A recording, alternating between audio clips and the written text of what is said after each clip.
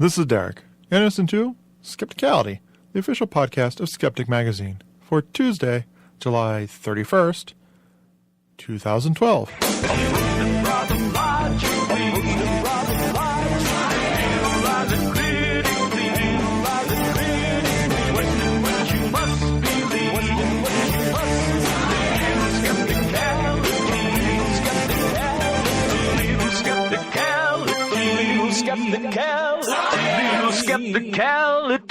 Skepticality. Science! Welcome back to another episode of Skepticality, the show that brings you news and interviews with scientists, critical thinkers, and people from all walks of life for the promotion of critical thought and science. So, I got to meet a few of you out in Vegas at TAM a couple weeks ago. Thanks to everybody who came up to me and say hi. I also had a great time at the show, and was pleased with the feedback that myself and Tim Farley received about the workshop we put on about how anybody can help out using the basic and free online tools to promote science and rational thought. Since it was Tim who had invited me out to the workshop, I figured it's a good time and segue into Tim's usual segment here on Skepticality.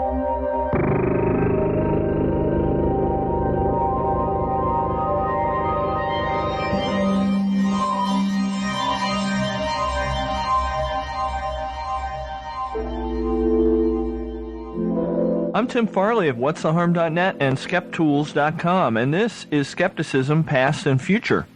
In the past, we've got Mayan predictions of the future, and then we've got the future of skepticism at TAM 2012. The New Age theory of an apocalypse in 2012 has been around for many years. The supposed basis of this theory is a Mayan calendar known as the Long Count, which counts from what Mayans believed was the day of creation. Archaeologists calculate that date must be on or shortly after August 11, 3114 BCE. Doomsayers claim that the current long count ends on December 21st of this year, which means the end of our planet Earth. Like the many other predictions of Armageddon I've talked about before, this is pure nonsense. But it's not the first prediction that has been made supposedly based on Mayan calendar cycles. Back in the 1980s, a number of New Age enthusiasts claimed that an alignment of the planets would result in a harmonic convergence. This was supposed to take place on August 16th and 17th of 1987, at a particular point in another Mayan calendar cycle. People assembled at various, quote, power centers, unquote, in hope of ushering in a new age. And as is the pattern with these things, nothing happened. I'll predict that nothing will happen this year on December 21st either. The latest amazing meeting, TAM 2012, was just 2 weeks ago. And because of the 2012 apocalypse story, the theme of this show was skepticism and the future. George Schrabb directly addressed this in his fantastic musical introduction in which he sung It's Not the End of the World as We Know It, a skeptic version of the REM song. You can hear it for yourself in his latest Geologic podcast episode. There were a number of talks and panels that specifically addressed the future of skepticism theme. I spoke on a panel on Friday at TAM about the future of skepticism with Reed Esau, Barbara Drescher, and Jamie Ian Swiss. Several of the plenary talks also talked about the future to one degree or another. In my workshop on Thursday and my plenary talk on Sunday, I concentrated on themes that should be familiar to listeners of this podcast: the contribution of individual skeptics through crowdsourcing on the internet. In my plenary in particular, I exhorted skeptics to reduce the amount of time they spend on unproductive pursuits, such as bombing polls and engaging in fruitless arguments. I was pleased to see that the reaction to my talk online was, with very minor exceptions, extremely positive. Some of you may have noticed an overlap in theme between my talk and that of Pamela Gay, who also encouraged everyone to get involved and to build things. This was not a coincidence. She and I had talked about this prior to TAM and coordinated our talks to complement and reinforce each other. We both feel that we are living in a fantastic time for skepticism because more people are interested in it than ever before. What we need to do is a better job of focusing our attention and efforts on things that make a difference. Once again, most of the event was recorded. I hope you will be able to see many of the talks and panels online soon. In the meantime, Pamela Gay and I have posted the scripts of our talks on our respective websites. I'll provide the links in the show notes. I hope these two talks will inspire all of you to get more involved in skepticism through active participation. There's plenty of work to do. And remember Lanyard, which I talked about in Skepticality number 179, as a good online tool for event coordination? I've continued to update the Lanyard page for TAM 2012 to include online coverage of the event, such as blog posts, podcasts, photo albums, and videos. As I write this, there are 125 links to various pieces of coverage, including albums that contain over 3,000 photos from the event. Check it out and find out what happened at TAM 2012. And this brings us to the end of another edition of Skepticism Past and Future. Links to additional material are in the show notes, and follow me on Twitter or Facebook under the name Krelnick, Krelnik, for a daily fact from Skepticism's past and ongoing news of Skepticism's future.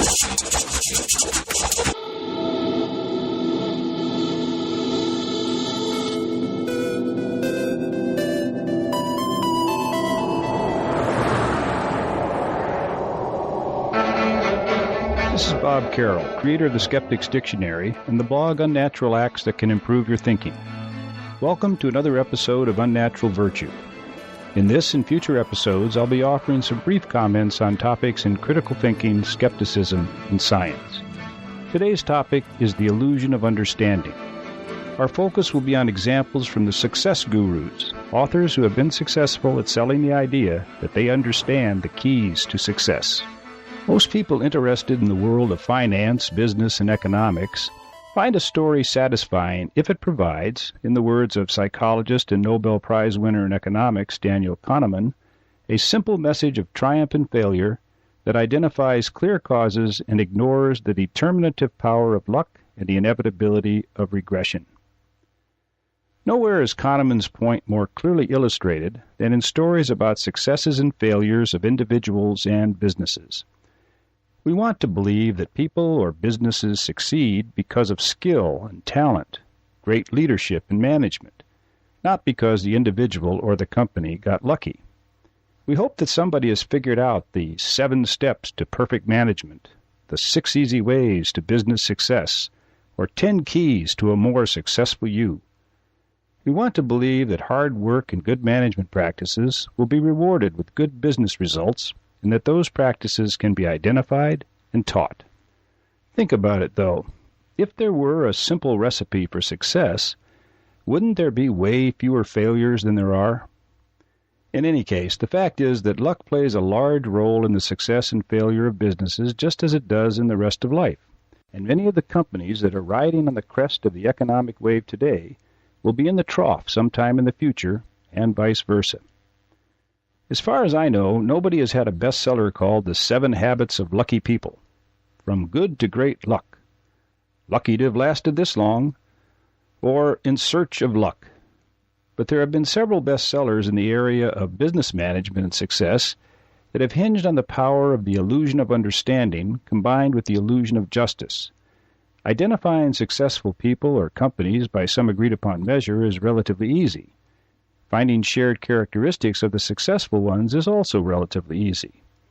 And even though the failures and the mediocre might also share those characteristics, authors can generally rely on a large market of uncritical thinkers who will overlook this fact and another fact, that many successful people or companies don't share the qualities identified by the success gurus.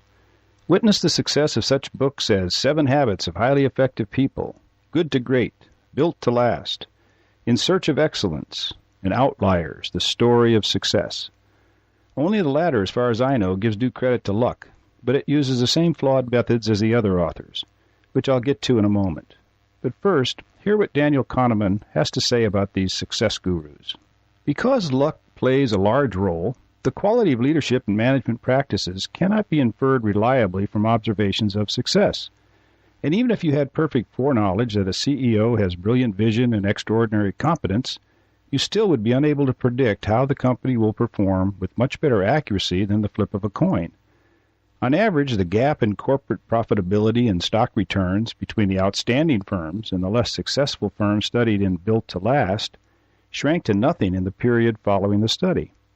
The average profitability of the companies identified in the famous In Search of Excellence dropped sharply as well within a short time. A study of Fortune magazine's most admired companies finds that over a 20-year period, the firms with the worst ratings went on to earn much higher stock returns than the most admired firms. End quote. Good to Great had sold over 2 million copies before I bought mine in 2005. The author, Jim Collins, claims to be able to tell us why some companies make the leap and others don't. First, they hire good people. However, neither Collins nor anyone else has a surefire way of doing that. Their leaders are humble, which is true as long as you don't count the ones that aren't. It's also rather pointless since there are many humble leaders who are total flops. In fact, for all the reader knows, there may be many companies exhibiting all the qualities Collins identified in his great ones, but which went from good to collapsed. Circuit City, for example, was high on his list in 2001. Today, Circuit City stock isn't worth a penny. They had some good years. 1982 to 1997 are the ones Collins used in his assessment. Collins boasts that if you had invested $1 in 1965 in the good to great companies he identified, by 2001 your money would have multiplied by 471, which was 8 times better than what the market in general had done. So what? Every mutual fund salesman of the world knows that if you pick different beginning and end points for buying and selling stocks, you get totally different results. The point isn't that these books don't have anything of value to say. They do. But their success is largely due to the illusion of understanding and the illusion of justice. People want to believe that they can understand how to be a success by doing the right things, that following the right steps and working hard will pay off in the end. People want to believe that somebody has figured out the recipe for success, and that they can not only get that recipe for the price of a book, but they can be assured of success if only they follow the recipe. They don't want to believe that luck has anything to do with their success. They want to believe that people fail because they deserve to fail, and people succeed because they earned it. Unfortunately, not all hard work pays off, not all successful people deserve it, and good and bad things happen to good and bad people indiscriminately. The moral of the story is not slack off because hard work might not pay off, nor is the moral don't buy books about how to succeed. The moral of the story is to be critical when looking for advice on how to succeed in business or anything else in life. Look carefully at the method the success guru uses. Most of the successful authors I've mentioned use faulty methods. Their methods are guaranteed to confirm their biases. For instance, if somebody tells you that X, Y, and Z are the qualities of successful businesses or guitar players or mutual fund managers, this means nothing unless successful is clearly defined and it can be shown that those same qualities are not found in unsuccessful people. It may be true that all the successful people you tell stories about put in at least 10,000 hours of practice before making it big. But if you make no effort to show that most failures didn't put in 10,000 hours of practice, what have you discovered? Or if you make no effort to find successes who didn't put in 10,000 hours of practice, what have you discovered? Not much of interest. Finding a shared characteristic among successful people, or a characteristic not shared by successful and unsuccessful people, is not the same thing as figuring out what makes those people successful, lucky or not. Finally, there's the philosophical problem concerning words like successful. Just because we use the same word to describe certain baseball players, musicians, politicians, corporations, CEOs, and gamblers, doesn't mean there is an essence they all share. What accounts for success in sports may have little in common with what accounts for success in, say, architecture or child-rearing. Finding common traits among successes in a variety of fields only fuels the illusion of understanding. Well, that's it for this episode of Unnatural Virtue. For more on the topics covered in this episode, see the show notes. They'll direct you to various entries on my blog, Unnatural Acts That Can Improve Your Thinking, and on my website, The Skeptic's Dictionary. In the meantime, please commit some unnatural acts in public. And don't forget, skepticism, though unnatural, is a virtue.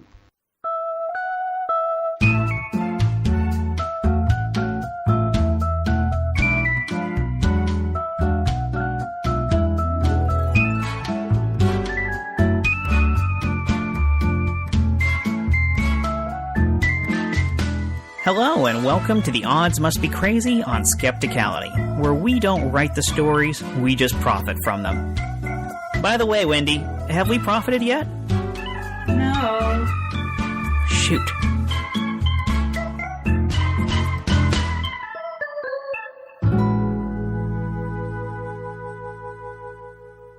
I'm Jared Kaufman. And I'm Wendy Hughes. And we'll be reading you today's story, joking about it, telling you information about it, and then joking about it some more. You're welcome. Hi, Jarrett. What story are we reading our dear listeners today? Hi, Wendy. Today's story was submitted to us by blog reader Jason Pope. It can be found on our blog today by searching for TV or Not TV, also linked to in the show notes. Jason's story about a coincidence while channel surfing begins. I was in college in 2000 or 2001, living in a house with 4 friends. We were in the basement one day watching TV, as we would do more often than I care to admit. I had the remote control, and, as I often did, I would flip through the channels at a pretty good clip. I would assess whether a show was interesting or not in a second or less before flipping to the next channel, a practice which infuriates many people, my wife, former roommate included. Here is where the oddity occurs. At one point, I flipped past a channel when, for reasons unknown to me, I thought I had recognized actor Kyle MacLachlan talking to somebody. Before changing channels again, I said out loud to my friends, "Is that Twin Peaks?" referring to the TV show or movie starring Kyle MacLachlan. I immediately returned to that channel with the same rapidity as I had skipped it. As soon as I settled on that channel, the character portrayed by Kyle MacLachlan, without hesitation, said on screen, "Yes, it is," as if answering my question. Though I knew he was not talking to me, the fact that I had asked such a specific question out loud and immediately been answered correctly by the on-screen character from a strange TV show was bizarre. With that, I turned the TV off and told my friends I was going to bed. When I read this story, it instantly made me think of how this is just a typical result of the law of large numbers. Yep, plus the image of a college-age guy sitting on the sofa in the basement with the remote in his hand, amazed that the TV was talking back to him, made me laugh. But then we thought about how it's our job to be your guides in the twilight zone of couch potato probability. So we checked with our advisor, a real cognitive psychologist and statistician, not just playing one on TV, Barbara Drescher, and she shared her thoughts with us. As always, we recommend viewing the story on the site for the unedited version. Guess what, Jarrett? What, Wendy? We must be getting the hang of this probability business. Barbara agreed with my assessment of this coincidence story. It's about large numbers, and Barbara has a good story to share. Well, we've been doing this for a while now and picking up all the tricks, that's for sure. What did Barbara say? This is a great story, and I have to concur with Wendy. It's more than simply a large number of channels available, although channel surfing is hard if you only have 3. But if you surf through channels the way the author describes on a regular basis, you are bound to have an experience like this. I am actually surprised that the author does not have several stories just like it. And as these things often do, it sparked a clear memory I have of a similar incident. So rather than a useless analysis, I'll just add to the drama. I need to take a breath, so you read her story, Jarrett. Sure thing, Wendy. Barbara wrote, "When I was in grade school, the teacher was reading to us for the first time. The story was a little bit creepy, and she lowered her voice in a creepy manner to make it more dramatic. She read, 'Slowly the door creaked open, and I heard footsteps approaching.' Just then, the door to the classroom creaked open quite slowly, and the principal tiptoed into the classroom. I think we were all surprised that nobody screamed. The teacher was just as stunned as the rest of us, and we had a great laugh about it afterward." So, Jarrett, do you hover over the remote in your house, ready to change the channel at a moment's notice? Believe it or not, I actually don't own a TV, but you should see how fast I can scroll through my Netflix queue. Thanks for listening to The Odds Must Be Crazy on Skepticality. Don't forget to visit theoddsmustbecrazy.com and add your voice to the comment threads. Well, your text. We haven't added the audio functions yet, and I doubt that we ever will. If you enjoy these segments and are planning to attend DragonCon this Labor Day weekend in Atlanta, you can hopefully meet us on the SkepTrack and see us speak. But we need your help to get there. Go to theoddsmustbecrazy.com and click on the donation link and toss us whatever you think you can spare. Every little bit helps. If you cannot attend, remember that the whole thing will be live streamed. So if we make it there, you can still see us speak. just from your computer monitor. And as always, be sure to follow us on Twitter, like us on Facebook, circle us on Google+, and validate us in life. Hit the Submit a Story link on our site to share your own crazy stories, or tweet the short ones with the hashtag TOMBC. The Odds Must Be Crazy is a project in collaboration with the Independent Investigations Group in Los Angeles, California. Visit them at iigwest.org. Barbara Drescher is a contributing editor to our blog and can also be found at icbseverywhere.com. Special thanks to our producer and sound engineer, Brian Hart. Our theme music comes to us courtesy of Mr. Deity himself, Brian Keith Dalton. You can find him at mrdeity.com. And until next time, remember to change the batteries in your remote before it runs out of juice and you get stuck watching Ancient Aliens. So this year, the amazing meeting was called TAM 2012. Lots of people thought it was going to be called TAM X. However, the James Randi Educational Foundation decided to call it TAM 2012. Why? Well, because all the misplaced hype and odd stories about the doomsday predictions of the end of the world. The Mayan calendar ending, comets, mystery planets crashing into Earth, and things like that. Well, my guest this week, Mathew Gross, recently released a book about how we all seem to be obsessed with the potential end of the world in its many forms and predictions.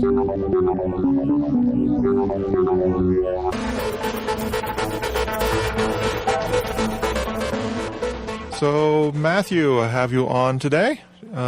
You have a new book that's coming out, or is it out already? It's out already. It just came out in March.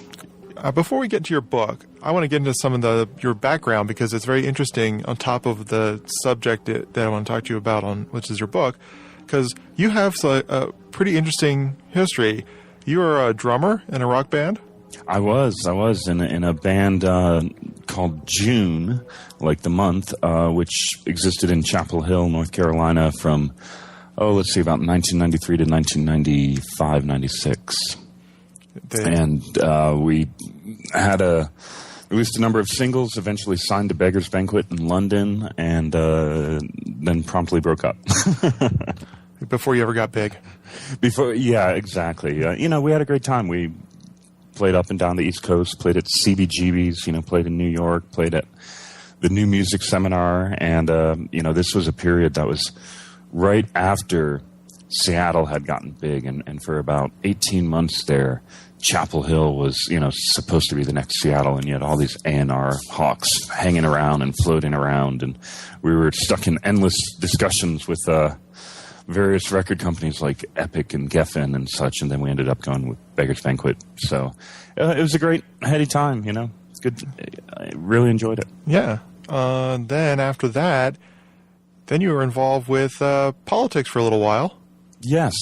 In 2003, I went to work for Howard Dean's presidential campaign, and I sort of made my way into Joe Trippy's office, who was the campaign manager at the time, and this was early, like March of 2003, when Howard Dean was competing with the margin of error in the polls, and I made my way to Trippy's office, and I said, "You need a blog," and he looked up at me and he said, "I know," and off we went and started the Dean Internet campaign. Yeah, and actually, it's quite often cited that Howard Dean was like the first real presidential candidate to actually embrace the Internet.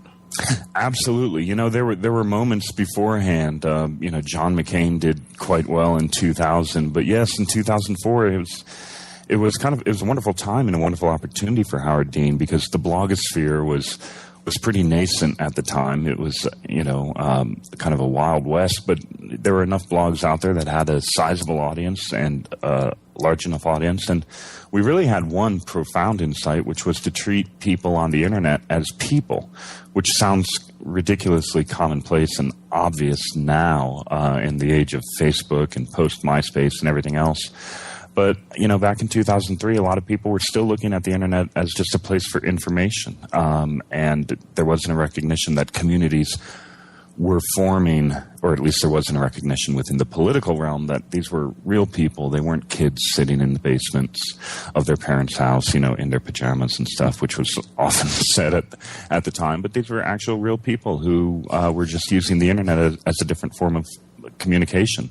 And so we kind of hit upon that and seized upon that. And it took quite a while for the other campaigns to catch up and realize what was going on. And by that point, it was almost too late. But in the overarching arc of the campaign, I would say we simply peaked too early. We peaked in December 2003, and then the voters came out. Well, that and the rise of conservative talk radio. That's right.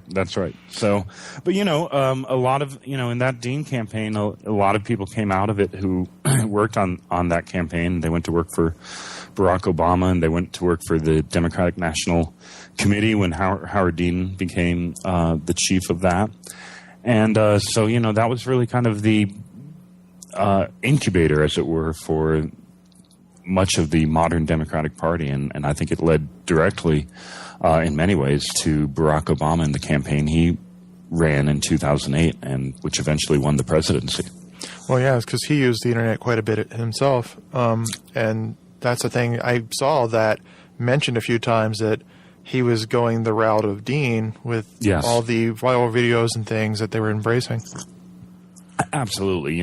They very effectively used social media and the internet and email, and they continue to do so, and they continue to break ground. And I think Republicans are catching up. And it's interesting because, like any disruptive technology, there's a moment when it's like a new frontier. And I think that's how it was for Howard Dean in 2003, 2004. It was like we were the first people to say, "Oh, look at this Missouri territory. It's completely wide open. There's, we can move in here and have our pick." And now, of course, everybody knows, and all campaigns are aggressively trying to use the internet, and all nonprofits are, and advocacy organizations.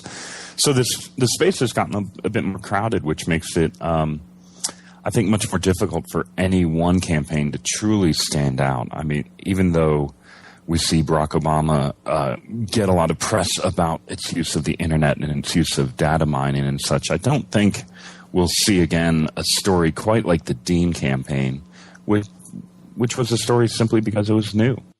And it's funny because for those of us like myself who have been on the internet before it was called that, I was on ARPANET because my dad was in multinational computer systems when I was a kid. We had a connected mainframe in the garage.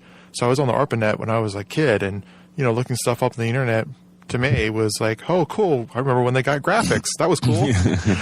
Exactly. I used to do bulletin boards back in the late 80s. I had a big one.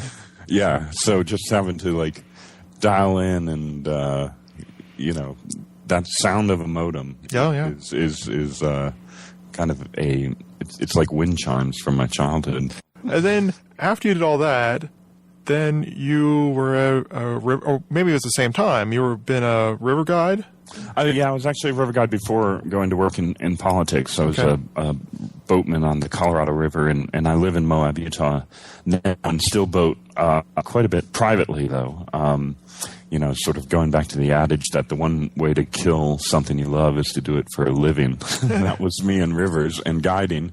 But yeah, I love it. In fact, just I guess it was 2 years ago now that Mel, my co-author and wife, and we ran the Grand Canyon, rode the Grand Canyon. Took 24 days to do that. And try and get on as much as possible. Ironically, last year was a huge water year in the West, and the rivers were high, and it was a tragedy of riches in terms of how many great rivers you could run, and a lot of rivers that you can only run every once in a while. Everything was going, and we were hunkered down writing the book And now this year, when I've got quite a bit more time, it's a massive drought. In fact, if you watch the news, a lot of the West is on fire. Yeah, I noticed that. We had that here in Georgia, North Georgia here, about a couple of years ago. So you took over for that. We actually have had rain recently, so right, it goes back and forth. Yeah, we had I think I saw 17 drops fall on the patio yesterday, which was the you cheered first, which was the first, which was huge, which was the first rain I think in at least 50, 60 days. And you wrote a book on your river guiding, didn't you? Yeah, I wrote a book. This was actually kind of an outgrowth of my master's thesis. I got a master's degree in environmental studies from the University of Montana, and I wrote put together an anthology on the literature of Glen Canyon, which is the canyon that was drowned beneath Lake Powell in 1963.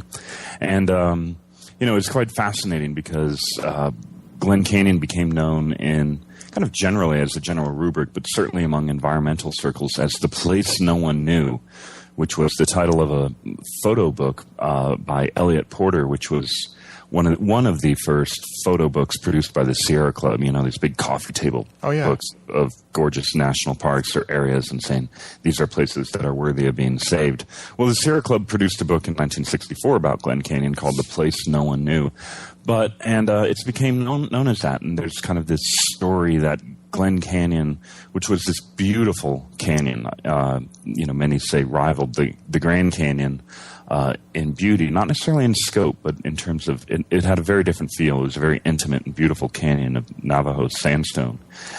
And, a lot of people sort of told the story that, well, it was damned because nobody knew about it. And that simply isn't true. In fact, Glen Canyon was probably one of the most frequently visited canyons on the Colorado Plateau when it was dammed. You had Boy Scouts from Salt Lake going down there every year since like 1949. You had people like Georgia O'Keeffe and Zane Grey who had made their way down there. Barry Goldwater had who actually voted to dam Glen Canyon, had run that section of the river.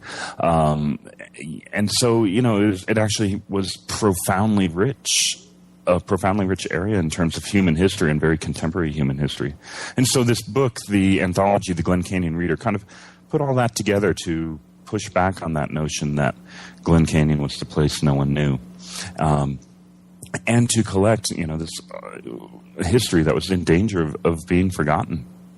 Very cool. Now, people at this point in this interview, they're going, so what does this have to do with my skeptical stuff or my science-based stuff?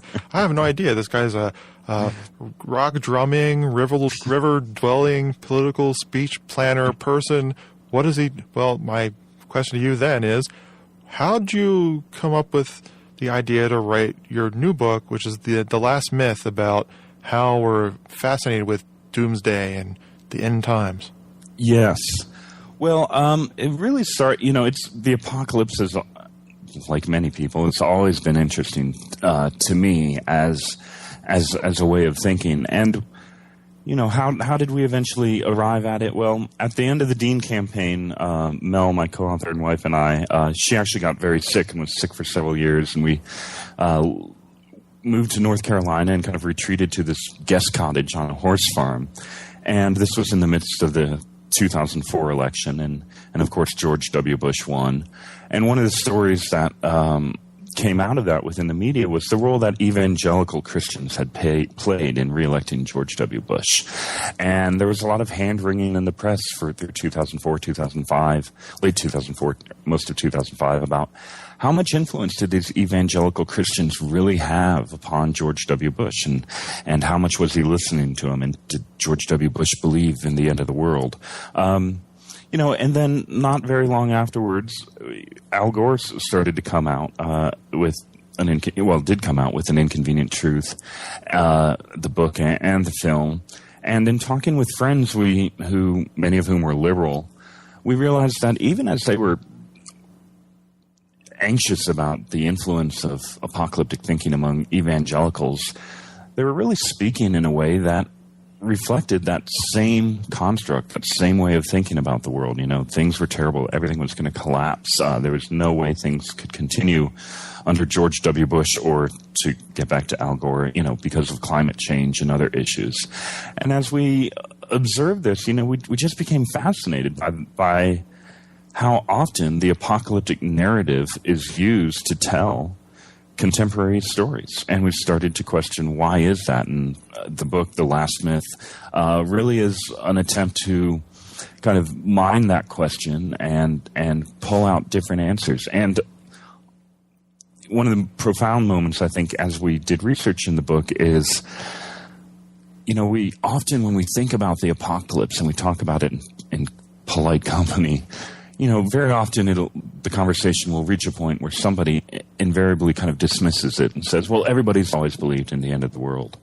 And what we sort of started off with that same dismissal. And the more we researched and the more we looked into history, the more we discovered, that's essentially not true. The apocalypse is an intellectual idea, and like all intellectual ideas, it has a discrete history, and you can trace its origins.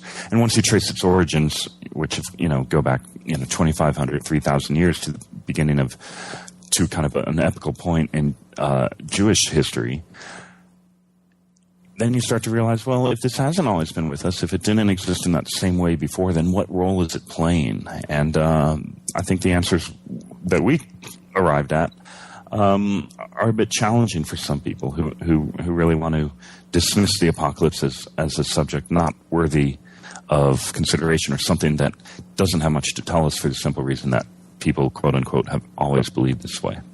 Yeah, so you're telling me that men haven't been running around with the end is nigh signs since the 2000s?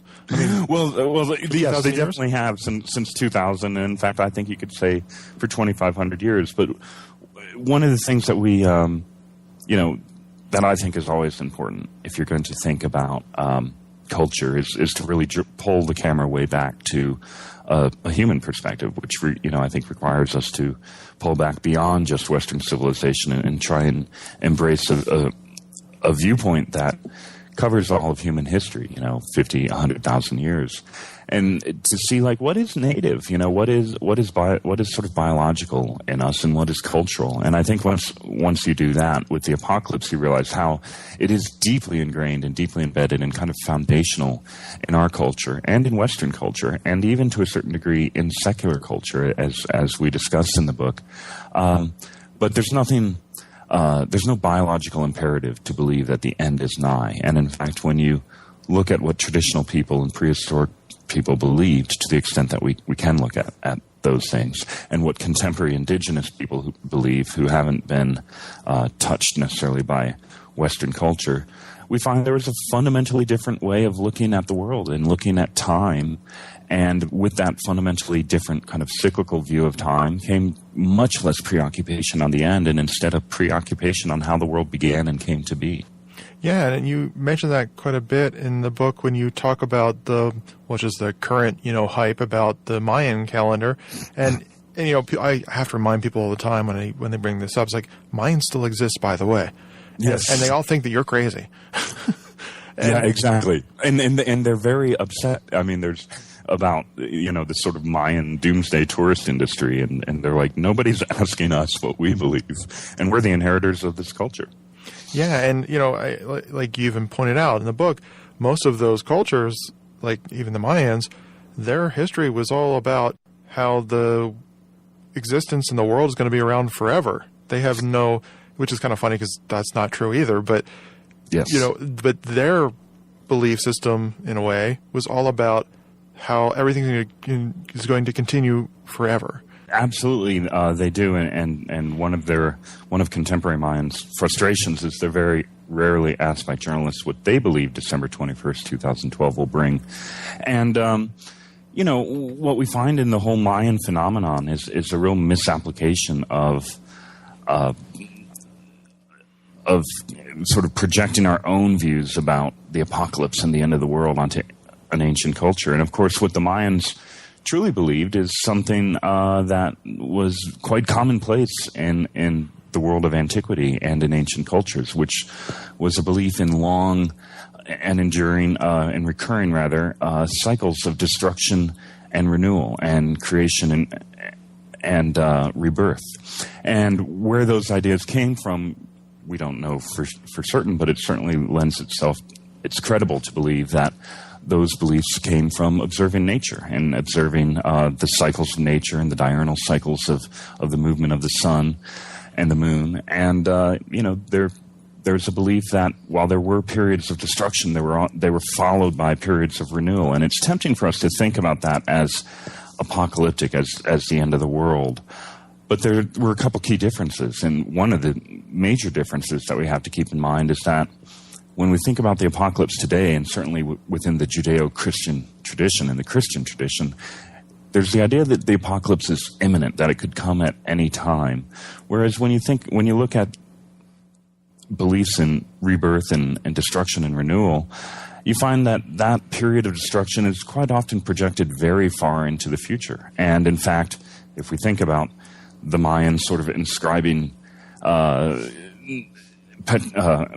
petroglyphs and such on the walls of their temples, 2,000 years ago, 1,500 years ago, 1,000 years ago.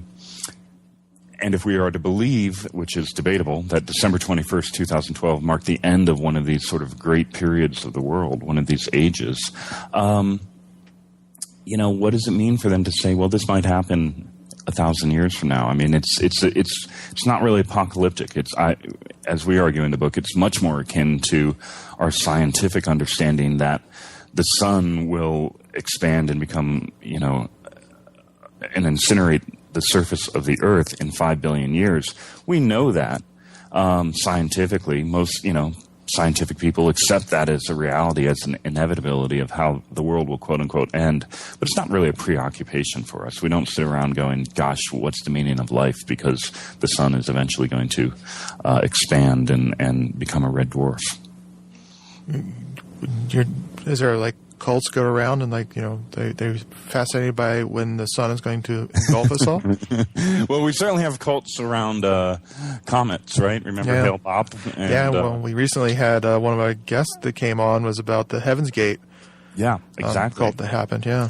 Yeah. So it's quite fascinating, but yeah. So when we look at the Mayans, we do this quite frequently, and the New Age movement, I think, is particularly guilty of it. In fact, we saw it back in the 1960s with Frank Waters in the Book of the Hopi. And, if for those unfamiliar with the book, he wrote this book that said the Hopi have a prophecy for the end of the world. And I don't remember the exact number, but 9 out of the 10 sort of criteria for when the world would end had already been met. And conveniently enough, one of the criteria was the emergence of the long-haired white man, which was, kind of read to be the hippie movement in the 60s and 70s.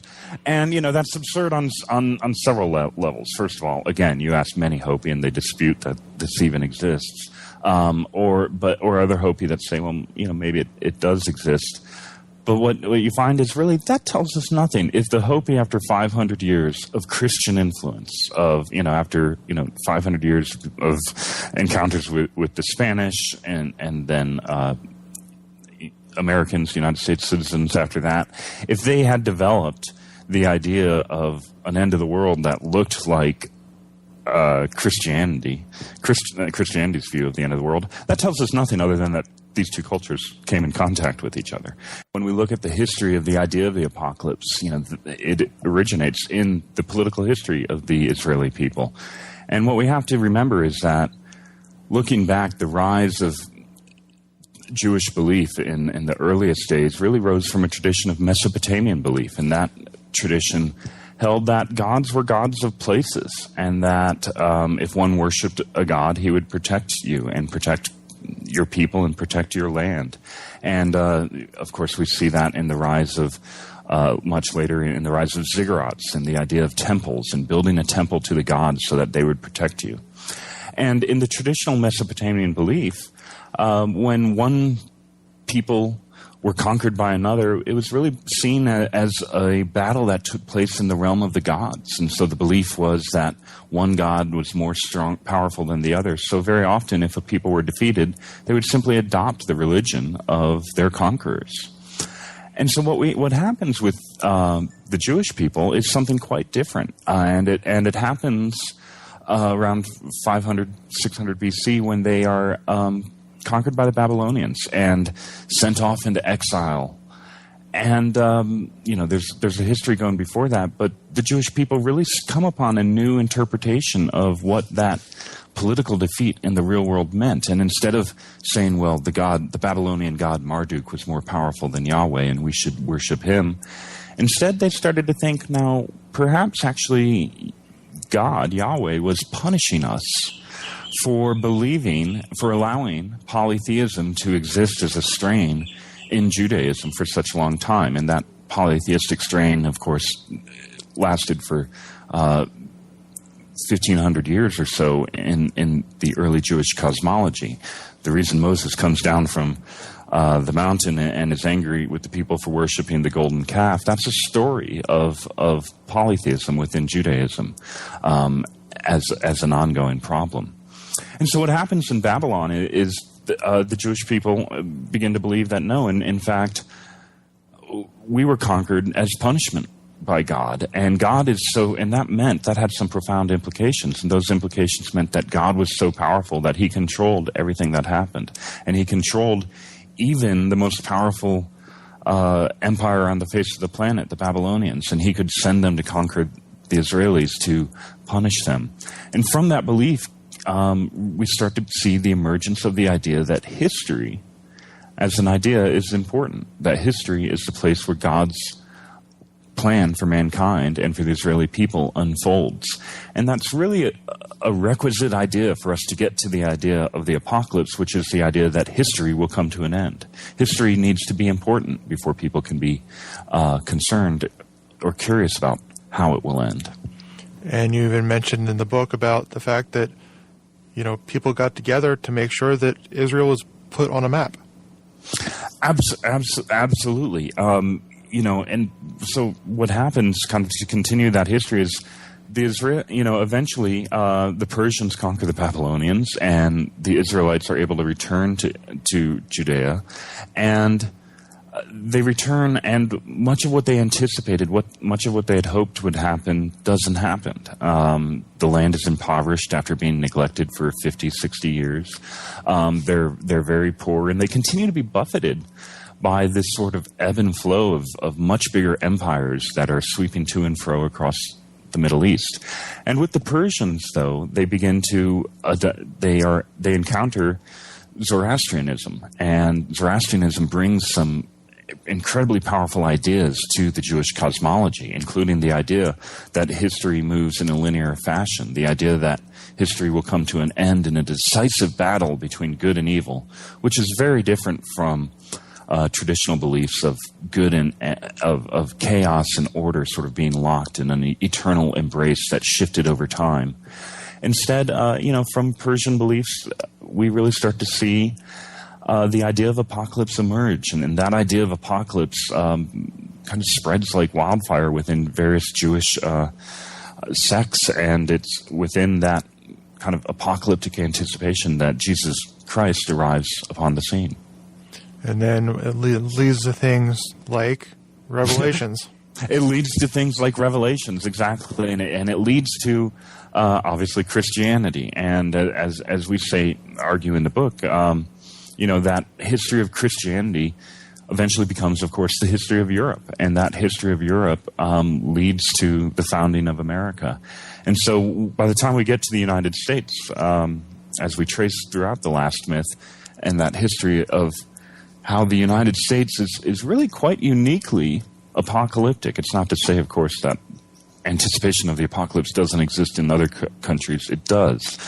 But such a profound, for example, influence of the Puritans upon our culture.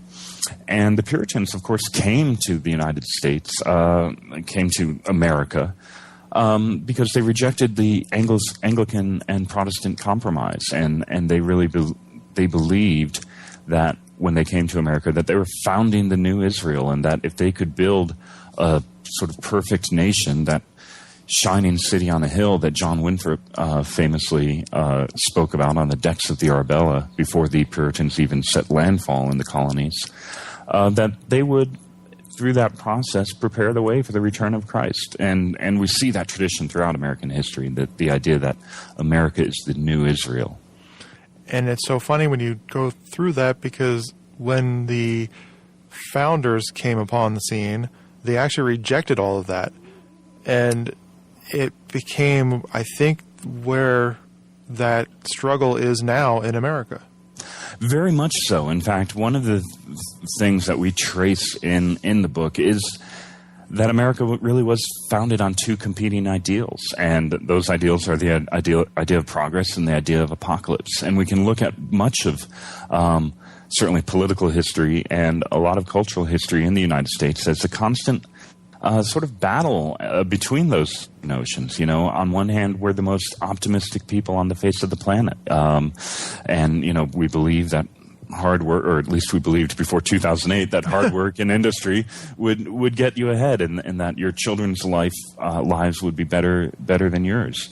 But we also have this, you know, intensely fatalistic strain, and we're the most religious of all the modern democratic nations, and that competition between ideas goes back. Really, we kind of find it emerging from the Reformation and then into the Enlightenment, and we trace this history in the book. And the Reformation, many people forget, was followed by an intense period of bloodshed, and leading up to the Reformation was this incredible spread and rise of apocalyptic rhetoric. Out of the Reformation came this idea of the Enlightenment, and the idea that mankind could improve himself through science and reason and history. And there's kind of a stepping stone within there that we just barely reference in the book, but it's an interesting history in its own right.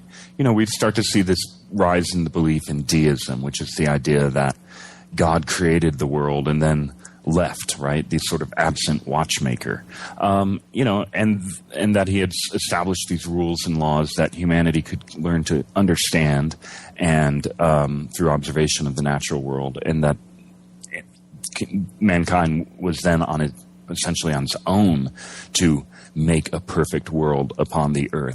And that idea leads to secularism, and it's quite a departure from the idea that God is in control of history, and history is the place where God's will unfolds. Instead, from this deistic belief and then secular belief, we have the idea that history is what humanity makes it. And so we find that those two ideas kind of in opposition and cross-fertilizing and cross-seeding each other, you know, largely from the 18th century through today. So what sparked everybody going crazy about the end of the world again this time around? Because I noticed that people started talking about the Mayan calendar end of the world. In my mind, it started around like 1995, 96-ish, because that's when I started to hear more about it. Absolutely. Well, you know, and certainly we had contained sort of coming up on the horizon at that time, the year 2000, right? And Y2K as well. So that apocalyptic fervor, you know, certainly has been building for a while. And we trace it, and again, you know, to kind of get at it, what we have to look at is really what happened to this competing idea of progress and apocalypse. And, of course, what is the big moment that happens in the 20th century? The nuclear bomb and the arrival of the nuclear age. And this presents, and for secular believers, a crisis, right? And it presents a crisis of those things that we believed in, progress and technology and science, have now presented us with the ability to, as Carl Jung said, kind of knot the hangman's noose and hang ourselves. And, you know, that's a profound moment. And we've had a series of moments and discoveries in the 70 years or so since 1945 that have reinforced that. And when you think about the last 70, 100 years from a metaphysical level, from the idea of how do we find meaning in the world, we're presented by science with these sort of recurring crises of now we have the ability to blow ourselves up with nuclear bombs. And as we learned in the 1970s, dinosaurs, you know, were destroyed by meteors, right? And so we see a rise of meteor films in Hollywood and kind of reflecting these fears. And what we've realized through science is that our place here on Earth is even more precarious than we may have ever imagined. And I think that draws back, and we argue, in the book, that draws back secular ideas to the idea of the apocalypse. And so we see this rise of secular notions of apocalypse.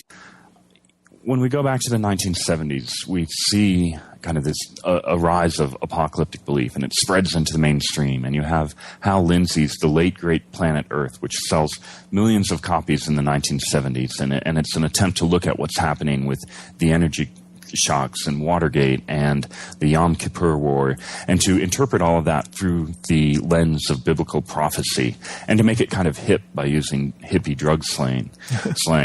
And it's a fascinating book. But so what happens, and I think this is always true, is, fast forward to the 90s, well, a lot of those teens and 20-somethings who were clutching copies of The Late Great Planet Earth, they're now producers of content, and they're now newscasters, and they're now journalists. And so that lens that they grew up with in the 70s is now a lens through which they interpret the world. And as we argue in the book, several other factors lead to the promulgation of apocalyptic belief in media. And one of those is the propagation of media itself. We see the rise of cable news in the 80s, and then the rise of the internet news in the 90s and 2000s, and satellite television. And of course, we're just in a vastly different media landscape today with thousands of channels, really millions of channels when you think about it, compared to the 13 or so that we watched, half of which were fuzzy in the 1970s. And that propagation of media channels really kind of leads to almost an arms race in terms of heightening the value of a story. So it kind of lends itself to exaggeration. And so we find the media nowadays reporting on things that might happen through an apocalyptic framework. And of course, epidemics is a great story that they love to say, this could be the end of the world. And then you read beneath the headlines and you realize, well, that's actually quite unlikely. But there's that need to draw eyeballs and to attract listeners and to attract viewers that kind of leads to ever more apocalyptic rhetoric, no matter what the scenario. I noticed that because you even talk about it in the book that it's not just the religious landscape, it's just the secular landscape, and it's the conspiracy theory mindset. It's propagated it everywhere, which is kind of interesting because that's kind of the point of the book, is that it's not just the religious doomsday people, it's pretty much on all sectors of society.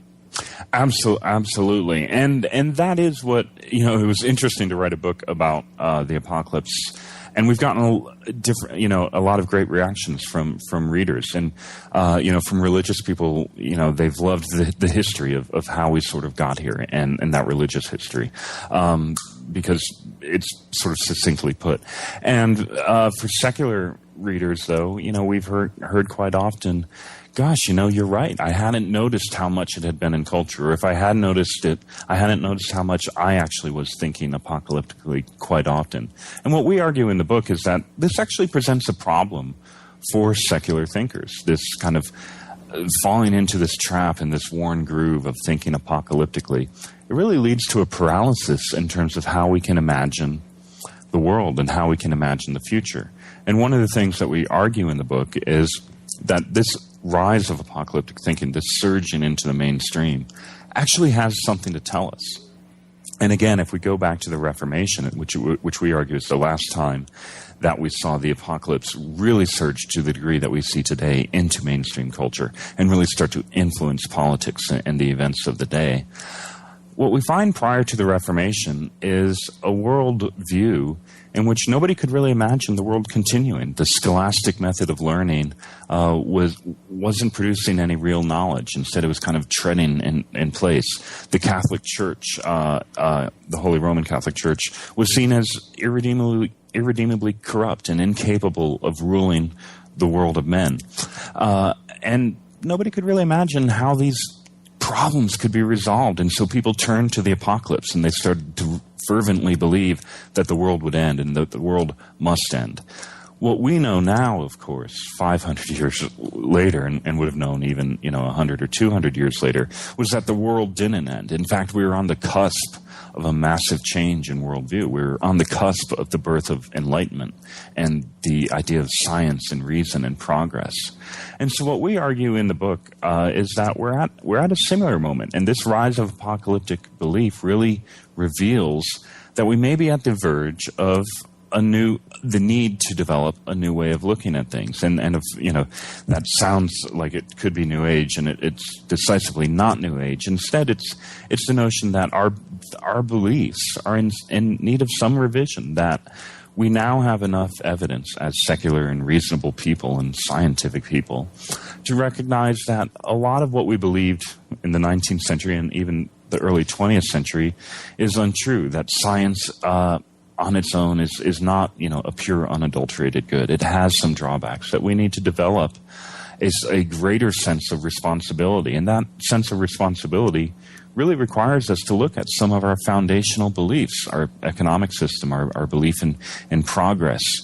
How do we redefine progress in a world of 7 billion people and declining resources? How do we redefine scientific progress in an age when we're producing amazing things on the internet and incredible gadgets and incredible leaps and bounds in communication technology, but we're not finding ways to deal with other problems of energy and pollution and things like this.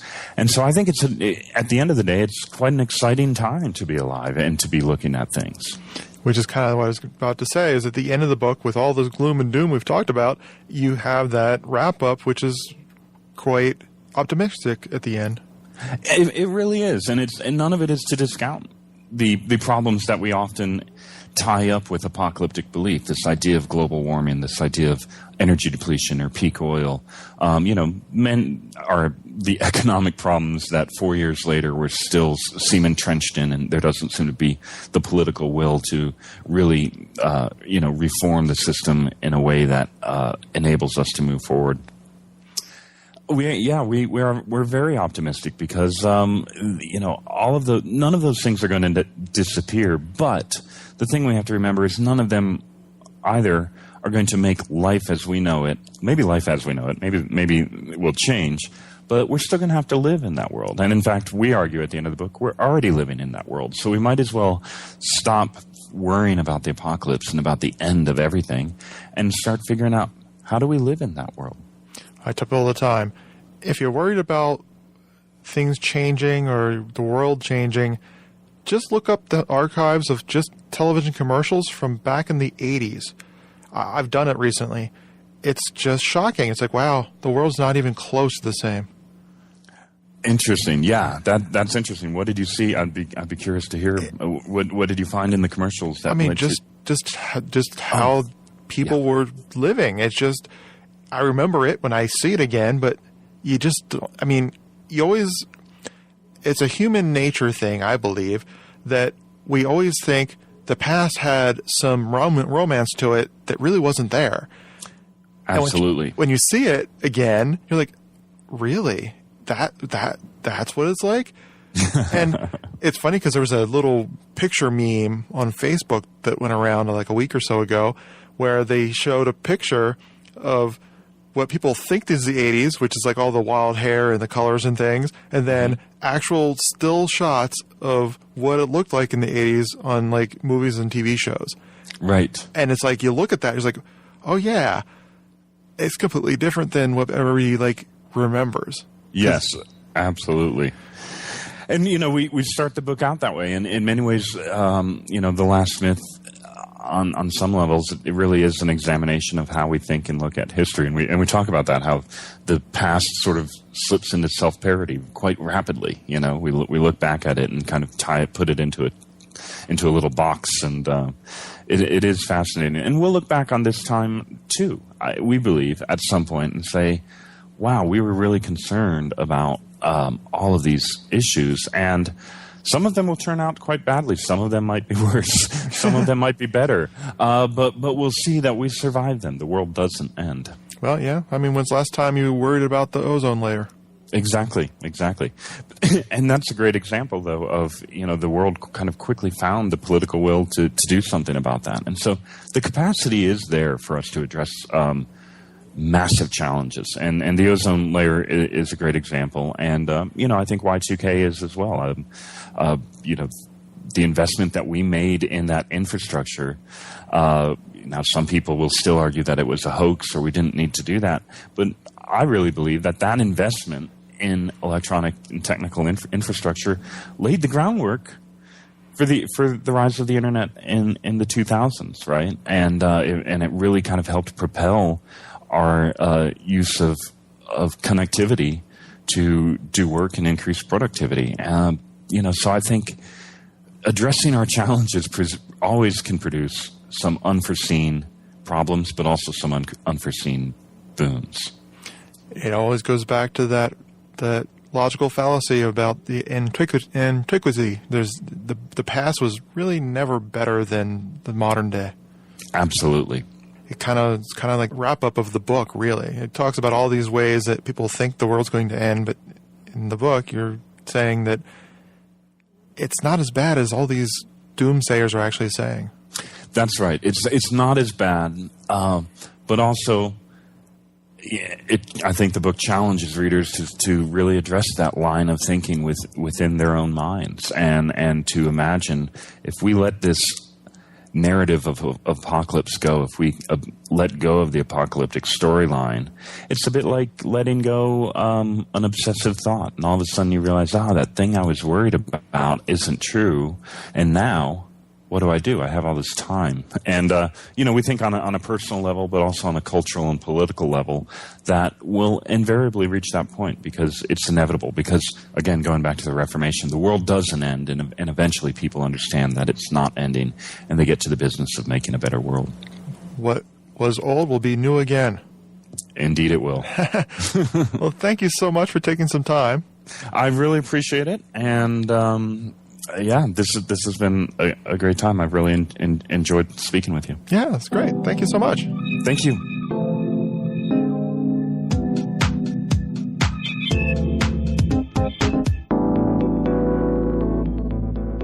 Thanks to Mathew for taking the time out of his schedule to talk to me about his new book and his interesting past. I'm now going to run off and continue my busy planning for the massive set of events which will be at DragonCon. It's about 30 days away. I hope that some of you out there will be coming again this year for the fun and to meet and see many of the presentations, some of which will be conducted by past guests of this program and a few by the regular contributors. Make sure you go to the show notes to find out all information you heard about, including the fun TAM opening number, which was performed by my good friend George Crabb, who, again, will be at DragonCon. So, as always, you will find all the show notes and links on our website at Skepticality.com. Hungry for more skepticism? Want to learn the truth about the scientific controversies of our time? Then subscribe to Skeptic, the quarterly magazine Stephen Jay Gould called the best journal in the field. To subscribe, visit skeptic.com today.